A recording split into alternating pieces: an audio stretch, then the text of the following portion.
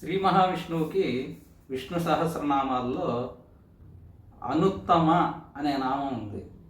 ఈ అనుత్తమ అనే నామం ఏమిటంటే నవిద్యమాన ఉత్తమం యస్మాత్ అనుత్తమ అని అర్థం. అంటే పరమాత్మకి మించిన శక్తి ఏది కూడా అంతటి ఉత్తమమైనది, అంతటి స్థాయి కలది కూడా ఏది సకల భువనములలో కూడా లేదు అని అర్థం. అలాగే యస్మాత్ పరం న పరమస్తి కశ్చిత్ అనే శృతివాక్యం కూడా ఈ అనుత్తమ అనే నామాన్ని సమర్థిస్తుంది.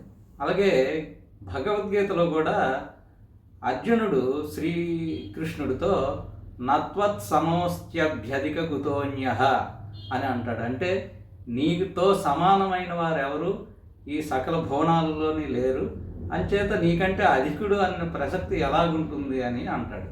ఆ విధంగా పరమాత్మకి అనుత్తముడు అనే నామం సార్థకమైంది. స్వస్తి.